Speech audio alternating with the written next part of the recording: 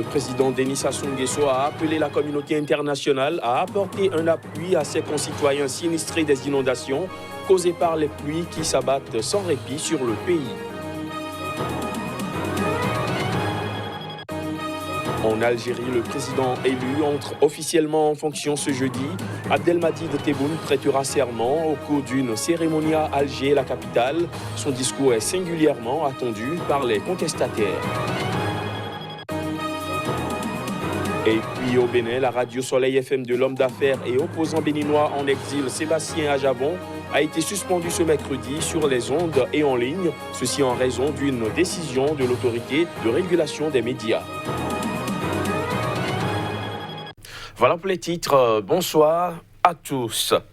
Au Congo, le président Denis Sassou Nguesso a appelé la communauté internationale à apporter un appui à ses concitoyens sinistrés des inondations. Ces sinistres ont été causés par les pluies qui s'abattent sans répit sur le pays et son voisin, la République démocratique du Congo. Reportage. Denis Sassou Nguesso a exprimé sa solidarité aux populations victimes des catastrophes naturelles, inondations, glissements de terrain, coulées de boue, ensablement des habitations du fait des dérèglements climatiques qui, plus que jamais, représentent un véritable défi planétaire. Ce mardi, devant le Parlement réuni en congrès, le chef de l'État congolais a, dans son message sur l'état de la nation, appelé la communauté internationale à apporter un appui à 150 000 de ses concitoyens sinistrés des inondations causées par les pluies qui s'abattent sans répit sur le pays.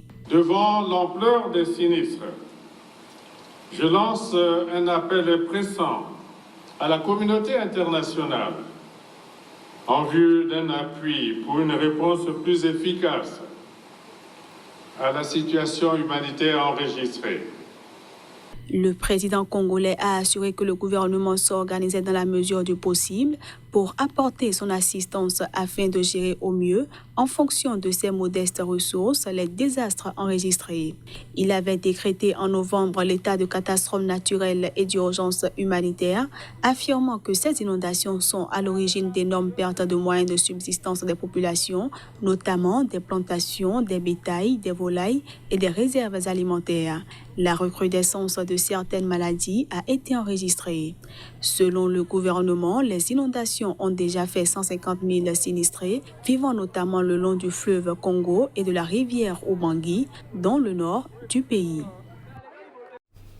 Au Niger, une semaine après l'attaque djihadiste du camp militaire d'Inates qui a fait 71 morts et ébranlé le pays, le président Mahamadou Issoufou s'est adressé au peuple nigérien, un discours de fermeté lors d'une allocution télévisée. On l'écoute. Nous sommes en guerre. Nous menons cette guerre, on ne le répétera jamais assez, pour une cause juste, la défense de notre nation et de l'intégrité de notre territoire. Pour cela. Et c'est pour cela que nous la gagnerons, plaise à Dieu, quel que soit le temps que cela prendra. Nous avons les moyens militaires de vaincre. Nous les renforcerons et nous conforterons nos alliances. Je sais que l'ensemble de notre peuple soutient nos forces de défense et de sécurité. La défense de la nation et de l'intégrité du territoire est un devoir pour nous tous, civils ou militaires. Le gouvernement mobilisera non seulement les moyens matériels et humains, mais aussi les moyens juridiques et institutionnels en matière de lutte contre les groupes armés terroristes. Je vous demande à tous, conformément à la loi, d'éviter tout comportement ou propos de nature à démoraliser les forces de défense et de sécurité et donc à nuire à la défense nationale.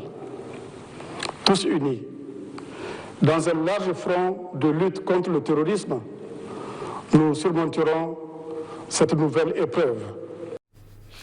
Restons au Niger où Ibrahim Yacouba, ancien chef de la diplomatie devenu opposant, a été investi candidat du mouvement patriotique nigérien à la présidentielle de 2020. Ibrahim Yacouba avait déjà participé à la présidentielle de 2016, à l'issue de laquelle il est arrivé 5e avec 4,43% des voix au premier tour. Voici les détails. Ibrahim Yacouba a été investi candidat à la présidentielle de 2020 par le mouvement patriotique nigérien qu'il dirige. Ancien chef de la diplomatie du Niger, il avait été limogé en avril 2018 par le chef de l'État. Passé dans l'opposition, il s'est déjà porté candidat contre l'actuel président Mahamadou Issoufou à la présidentielle de 2016. À l'issue de ce scrutin, Ibrahim Yacouba était arrivé 5e avec 4,43% des voix au premier tour avant d'appeler à voter pour le président Issoufou au second tour. Pour le scrutin présidentiel de 2020, le Parti nigérien pour la démocratie et le socialisme au pouvoir a investi en mars le ministre de l'Intérieur Mohamed Bazoum. L'opposant Ama Amadou, qui est rentré mi-novembre après 3 ans d'exil, a lui été désigné candidat à la présidentielle par le mouvement démocratique nigérien. 2 autres poids lourds, Seni Oumarou, le dirigeant du Mouvement national pour la société de développement, et Mahaman Ousmane, ex-président de 1993 à 1996, sont aussi dans la course pour 2020. Depuis 2017, l'opposition refuse de siéger à la commission électorale et conteste le nouveau code électoral élaboré sur une base non consensuelle sans sa participation qui a été adopté en juin par le Parlement. Un dialogue annoncé fin octobre par le pouvoir et l'opposition en vue d'apaiser le climat politique tendu à 1 an de la présidentielle n'a toujours pas commencé. En Algérie, le président élu entre officiellement en fonction demain jeudi. Abdelmadjid Tebboune prêtera serment au cours d'une cérémonie à Alger, la capitale. Son discours est particulièrement attendu par les manifestants qui exigent le départ de l'ancienne classe politique. Des précisions à travers ces images. Âgé de 74 ans, Abdelmadjid Tebboune a recueilli 58,13% des voix au premier tour du scrutin selon les résultats définitifs proclamés lundi dernier. La Constitution prévoit que le président de la République prête serment devant le peuple et en présence de toutes les hautes instances de la nation. Dans la semaine qui suit son élection, il entre en fonction aussitôt après sa prestation de serment, poursuit le test. Abdelmadjid Tebboune succédera ce jeudi à Abdelaziz Bouteflika, contraint à la démission en avril, après 20 années à la tête de l'État par un mouvement de contestation populaire massif au régime. Le président de la Chambre haute a assuré l'intérim depuis, conformément à la Constitution, mais bien au-delà du délai de 3 mois prévu par le test. Sur Irak, le mouvement de contestation qui agite l'Algérie depuis le 22 février rejetait l'organisation du moindre scrutin par le système au pouvoir depuis l'indépendance du pays en 1962, dont il réclame le démantèlement et le remplacement par des institutions de transition.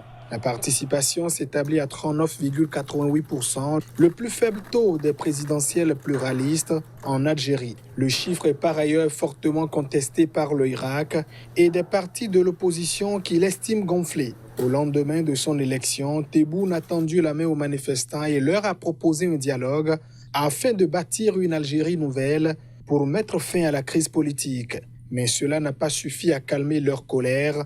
Les manifestants étaient de nouveau dans les rues vendredi et mardi dernier pour les mêmes revendications. Des partisans de l'ancien président congolais Joseph Kabila sont en colère. Ils contestent la mesure de rappel définitif en République démocratique du Congo de 3 ambassadeurs accrédités à l'ONU. Les diplomates nommés par Kabila sont accusés de manquements graves. Voici les détails. Les 3 ambassadeurs avaient été nommés par l'ancien président Joseph Kabila. Ils sont révoqués par la nouvelle ministre des Affaires étrangères, une proche du nouveau chef de l'État, Félix Tshisekedi. Le ministère des Affaires étrangères n'a pas donné de détails sur les fautes commises par 2 représentants de la RDC auprès des Nations Unies à New York et auprès des instances spécialisées de l'ONU à Genève.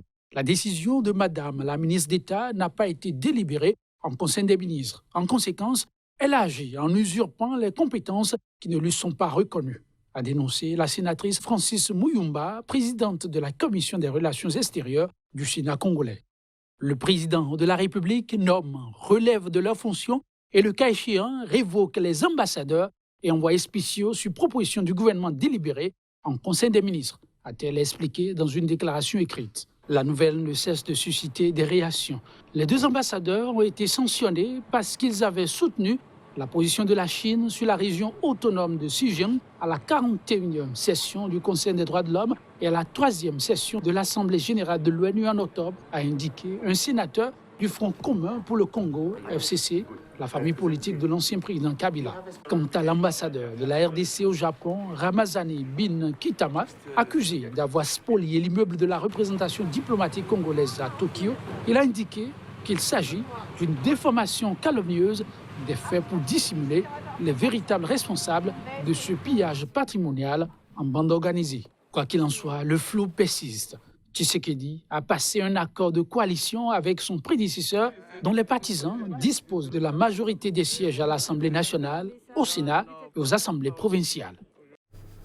Je l'annonçais en titre, au Bénin, la radio Soleil FM de l'homme d'affaires et opposant béninois en exil Sébastien Ajavon a été suspendu ce mercredi, ceci en raison d'une décision de l'autorité béninoise de régulation des médias. En effet, la convention du média est arrivée à expiration, mais la demande de renouvellement effectuée dans le délai requis n'a pas abouti. Voici le reportage. La radio de l'homme d'affaires et opposant béninois Sébastien Ajavon a été suspendue mercredi sur les ondes et en ligne en raison d'une décision de l'autorité béninoise de régulation des médias. Mercredi, la station Soleil FM n'émettait plus sur sa fréquence habituelle. Soleil FM est arrivé le 17 décembre à expiration de sa convention avec la HAC. Et la HAC nous reproche de l'avoir saisi pour le renouvellement de cette convention-là par la personne non indiquée. C'est le directeur qui a introduit le 28 août 2019 une demande de renouvellement de la licence. Quelques jours après, la HAC a répondu « Bon comportement, ça respecte les tests de la HAC, nous vous répondrons ultérieurement. » Puis, silence radio jusqu'au 16 décembre, soit la veille de l'expiration du délai. La HAC nous saisit, me contestant en qualité pour... Je suis directeur, pas le promoteur. Il dit, vous n'avez pas de qualité à demander renouvellement. Dans mes livres, pas votre nom. C'est normal, je comprends ça. Je réponds le lendemain, je joins ma réponse lors de la procuration du promoteur qui mandate pour tout faire. La HAC dit, ça n'annule pas ma décision de la veille, vous n'êtes pas fondé, etc. Et je reçois une lettre le 17, le même 17 là, à 22h40 à Diefa. Je précise, 22h40 à Diefa, m'enjoignant de fermer à 0h. En fait, d'une pierre, une montagne là. On reprenait la copie. Bon, je pense que c'est ce qu'on avait à faire sur 4 mois. La HAC avait le temps de dire hey, ça, c'est pas la bonne copie. Vous n'êtes que directeur. Sautez-moi cette page-là, demandez au promoteur de me produire une lettre en son nom, signée de sa main. Et puis on corrige. C'est dire que notre pays n'a pas besoin de ça. Au chef de l'État, il peut ne pas être associé cela, ne pas savoir du tout parce que chacun dans son rôle, mais quand ça se passe comme ça, sous son mandat, il doit dire à la HAC, attention, c'est mon nom, pas le vôtre. Cette décision est la dernière d'une série prise à l'encontre des entreprises appartenant à l'homme d'affaires et opposant béninois qui vit depuis quelques mois en exil en France. Candidat à la présidentielle de 2016, Sébastien Ajavon était arrivé 3e et s'était rallié à l'actuel président Patrice Talon. Mais les relations entre les deux hommes s'étaient vite dégradées. En octobre 2016, l'opposant avait été arrêté après la découverte d'environ 18 kilos de cocaïne pure dans un conteneur destiné à l'une de ses sociétés. Il avait été relaxé quelques jours plus tard, faute de preuves et au bénéfice du doute. Mais un tribunal spécial béninois l'avait ensuite condamné à 20 ans de prison. Dans cette affaire, la Cour africaine des droits de l'homme et des peuples avait condamné fin novembre dernier l'État béninois à payer 60 millions d'euros de préjudices économiques et moraux à Sébastien Ajavon. Fin de ce JT, merci de l'avoir suivi.